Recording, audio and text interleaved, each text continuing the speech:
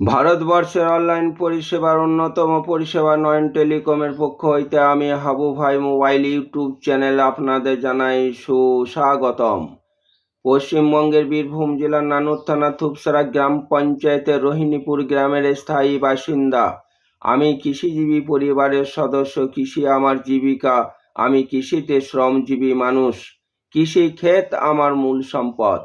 YouTube channel আমার বিরতি রাঙ্গামাটির দর্শন, যেখানে বাউলের একতারা রাখালের কৃষ্ণচূড়া, বেজে ওঠা বাঁশির সুর, রবির আগমনে বিশ্বভারতী বোলপুর, কবি সাহিত্যিক বিজ্ঞানের গবেষণা ভরপুর। আমি ছোট্ট জ্ঞানের পরিধি, ইউটিউবার বামন হয়ে চাঁদে হাত, আপনার আশীর্বাদে আজ অনেক দূর। কন্যাকুমারী, মায়ানমার, বাদল, বিনয়, দীনেশ অবদানে যাদের বঙ্গভূমি, সেখানে আমার আবাস। তাই আজকের শিরোনাম প্রতিবেদনে রয়েছে গবেষক তেজগঙ্গা হাই স্কুল শিক্ষক প্রত্নরক্ষিত মহাশয়ের উইকিমিডিয়া কমন্স মাধ্যম কমন গার্ডেন স্কিঙ্কো। আপনারা আমার সাথে থাকুন, গবেষণা দর্শন করুন। আপনারা জানেন, পরিবেশে জড়িয়ে থাকা, বাড়ির আশেপাশে ঘুরে বেড়ানো শান্ত লাজুক স্বভাবের একটি সরীসৃপ হলো আর্জিনা। ইংরাজিতে এদের কমন গার্ডেন স্কিঙ্কো বলা হয়। ভারতে এদের প্রায় 60টিরও বেশি প্রজাতি দেখা যায়। সব থেকে বেশি দেখা যায় প্রজাতিটির বিজ্ঞানসম্মত নাম হলো ইউট্রোপিস ক্যারিনাটা। এদের ছোট্ট পা, মসৃণ চকচকে শরীর সকলের দৃষ্টি আকর্ষণ করে।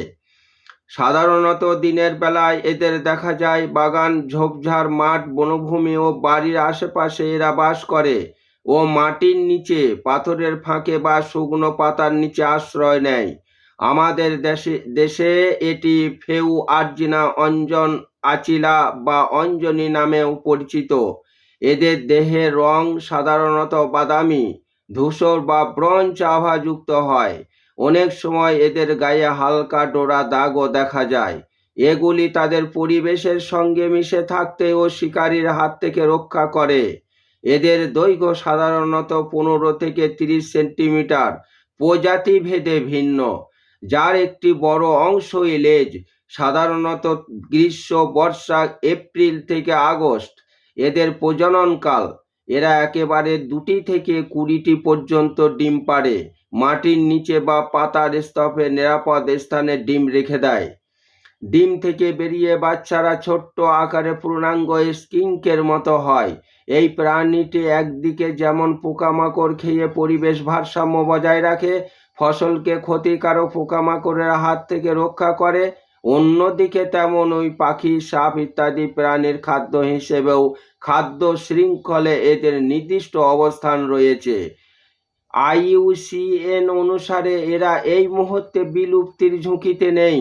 পরিবেশবিদদের মতে বনভূমি ধ্বংস, নগরায়ন, কীটনাশকের অতিরিক্ত ব্যবহার এবং গৃহপালিত প্রাণীর আক্রমণের কারণে অনেক অঞ্চলে এদের আবাসস্থল ক্ষতিগ্রস্ত হচ্ছে। ফলে স্থানীয়ভাবে সংখ্যা কমে যাচ্ছে। অনেকে এদেরকে তক্ষকের সঙ্গে ঘুলিয়ে ফেলেন, তবে এরা সম্পূর্ণই আলাদা।